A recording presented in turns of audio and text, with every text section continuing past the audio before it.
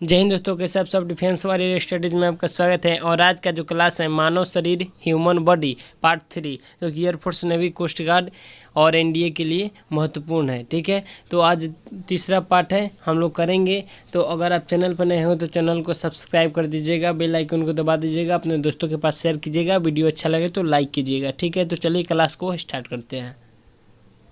तो आज का जो टॉपिक है कंकाल तंत्र। जी हाँ, कंकाल तंत्र के बारे में जानेंगे। तो सबसे पहले बता दें आपको, कशेरुकियों में सुदृढ़ कंकाल रचनाओं का एक मजबूत तंत्र पाया जाता है। ठीक है ना, जो अस्थि और कार्टिलेज का बना होता है। और कंकाल तंत्र शरीर की रक्षा करता है और चलने में सहायता करता है। ठीक है, और इसके अलावा एक और बात है, यह तंत्र यानी ये जो मनुष्य का कंकाल तंत्र है, शरीर को एक निश्चित आकृति भी प्रदान करता है। अगर कंकाल तंत्र नहीं रहेगा तो शरीर कैसे रह पाएगा, रह ही नहीं पाएगा ना। इसके लिए एक निश्चित आकृति ये प्रदान करता है तथा खनिज संग्रहण और ब्लड सेल का प्रोडक्शन यही करता है। ठीक है ना। तो कंकाल तंत्र मुख्यतः दो प्रकार के होते हैं, बाह्य कंकाल और अंतः कंकाल। ठीक है, बाह्य कंकाल जो होते हैं उसको एक्सोस्केलेटन बोला जाता है। ठीक है, इंग्लिश में एक्सोस्केलेटन बोला जाता है। ठीक है, एक्सोस्केलेटन बोला जाता है, यानी बाहर जो होता है। ठीक है, यही होता है। और दूसरा होता है इंडोस्केलेटन। ठीक है, यानी जो अंदर होता है। ठीक है, इंडोस्केलेटन। यही दो प्रकार के कंकाल होते हैं, यानी बाह्य कंकाल और अंतः कंकाल। तो बाह्य कंकाल के बारे में बताएं। देखिए, अंदर वाला अंतः कंकाल और बाहर वाला बाह्य कंकाल। तो बाह्य कंकाल यह त्वचा की बाहरी सतह पर पाई जाती है। ठीक है ना, जैसे हो गया नाखून, हो गया सींग, हो गया, और गाय और भैंस या फिर बैल आदि सब का जो खुर होता है ना, वो हो गया।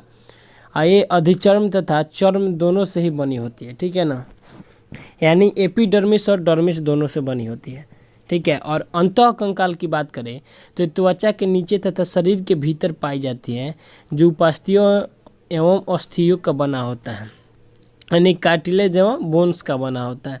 तो यह जो अंतः कंकाल होता है यह हमारे शरीर के अंदर होता है। ठीक है ना। तो मानव शरीर में कुल कितने हड्डी होते हैं? तो 206 होते हैं। ठीक है ना, 206 कुल हड्डी होते हैं। प्रश्न बनता है। ठीक है, और ये जो अंतः कंकाल के अंदर जो हड्डियां होती है, यानी अस्थियां होती है, उपास्थियां और अस्थियां जो होती है उसे अस्थि संधियां कहते हैं। ठीक है, यह जो रचना पूरे शरीर में फैला होता है उसे अस्थि पंजर बनाती है। ठीक है, स्केलेटल फ्रेमवर्क बनाती है। ठीक है, तो हम लोग कंकाल तंत्र के बारे में समझ गए। नेक्स्ट टॉपिक की बात करते हैं। चलिए, हमारा नेक्स्ट टॉपिक है तंत्रिका। जी हाँ, तंत्रिका। तो आपको बात करें तंत्रिका, तंत्र की कार्यात्मक एवं संरचनात्मक आधारभूत इकाई तंत्रिका कोशिका होती हैं। ठीक है, इसकी जो इकाई होती है तंत्रिका कोशिका होती है। इसमें कोशिका द्रव्य, कोशिकांग एवं कणिकामय काय उपस्थित होते हैं। ठीक है, यह केंद्रीय तंत्रिका तंत्र, परिधीय तंत्रिका तंत्र एवं स्वायत्त तंत्रिका तंत्र से बना होता है। कौन कौन से?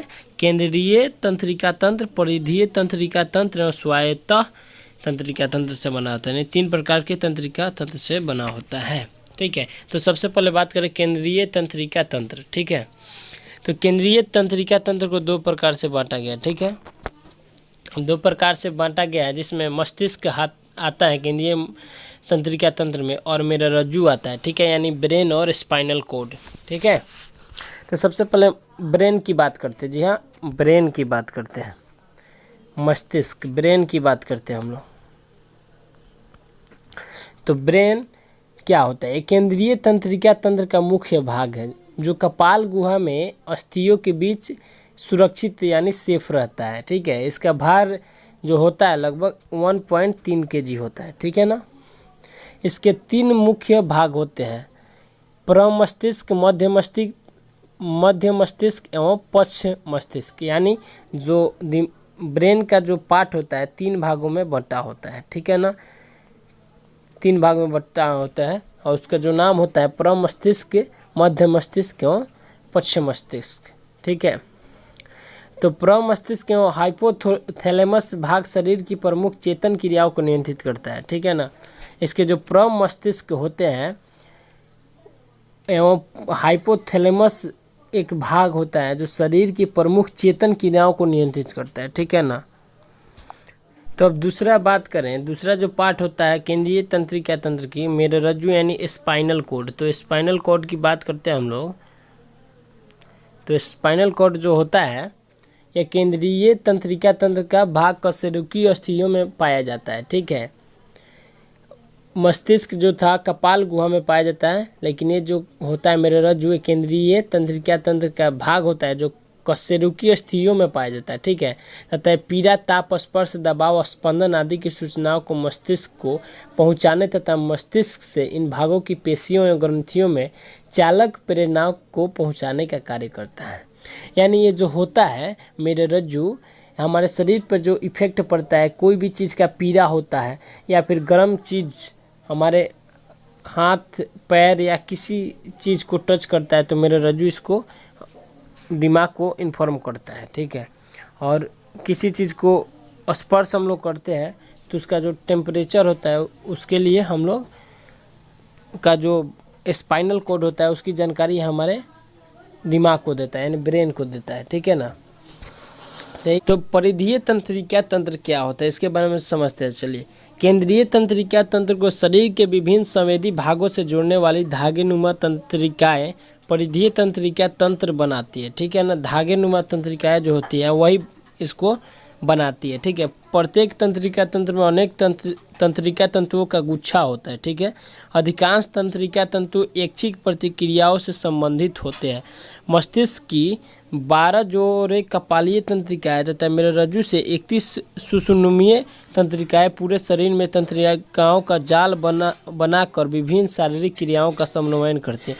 यानी इसका भी जो भाग होता है, ये जो तंत्रिका तंत्र का भाग होता है ये भी मस्तिष्क के लिए ही बना होता है। और मस्तिष्क के 12 जोड़े कपालीय तंत्रिकाएं जो होती है, मेरुरज्जु से 31 सुषुम्नीय तंत्रिकाएं पूरे शरीर में तंत्रिकाओं का एक जाल बनाकर विभिन्न शारीरिक क्रियाओं को समन्वय करती है। तो हमको याद रखना है कि कितना जोड़े कपाली तंत्रिकाएं होती है, तो 12 जोड़ा, ठीक है।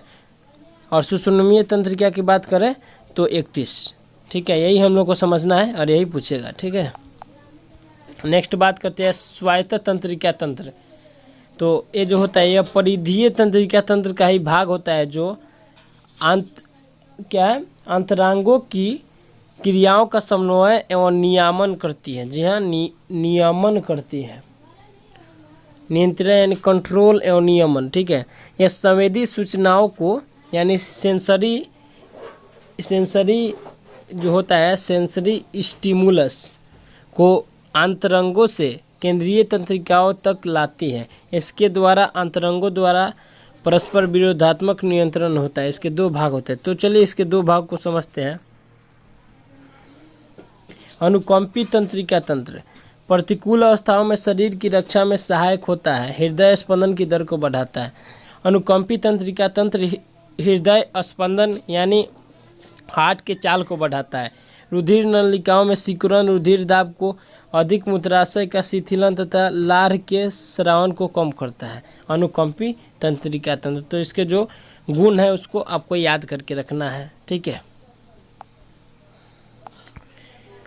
परानुकंपी तंत्रिका तंत्र यानी पैरासिम्पैथिक नर्वस सिस्टम, ठीक है। यह शरीर की उन प्रतिक्रियाओं में से संबंधित होती हैं जिनमें ऊर्जा का संरक्षण होता है। इसके द्वारा अनुकंपी तंत्रिका तंत्र द्वारा की गई प्रतिक्रियाओं के विपरीत क्रियाएं होती हैं, ठीक है। एकदम न्यूटन के तीसरे लॉ की तरह है।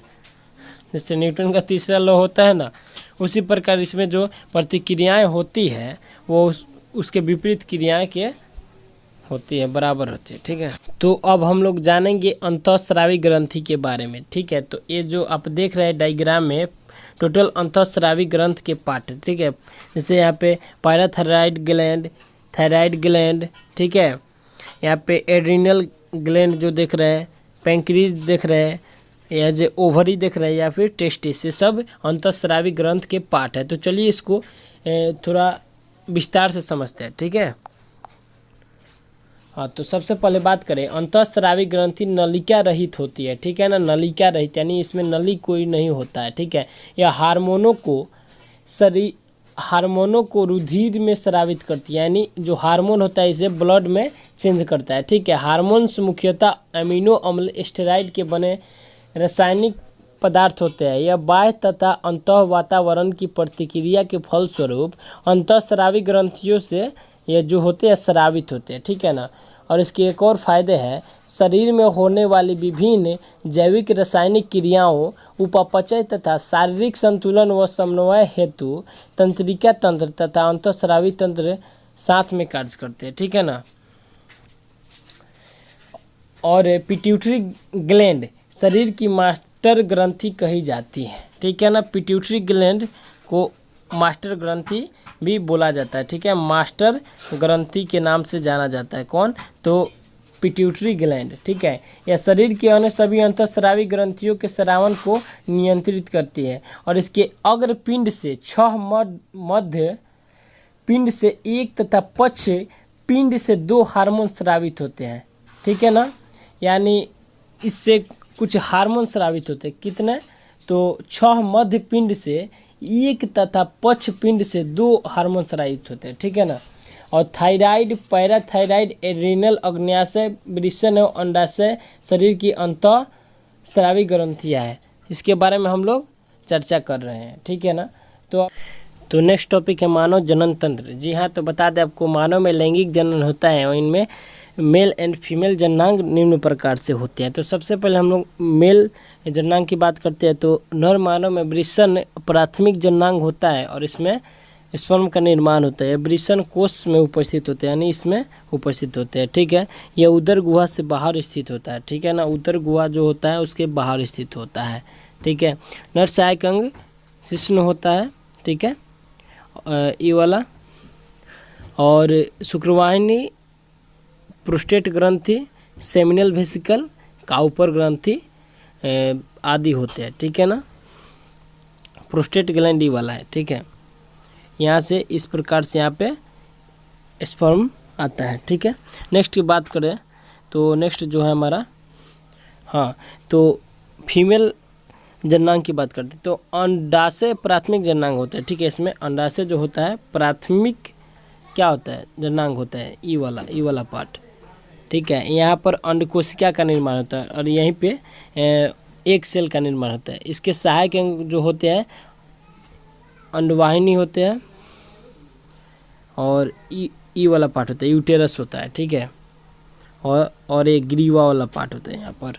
ठीक है, यही सब सहायक ग्रंथि होते हैं जो कि मानव जनन तंत्र में सहायक होते हैं और मानव में लैंगिक जनन होता है। ठीक है, तो आई होप आपको वीडियो अच्छा लगा हो, तो चैनल को सब्सक्राइब कर दीजिएगा, बेल आइकन को दबा दीजिएगा, अपने दोस्तों के पास शेयर कीजिएगा।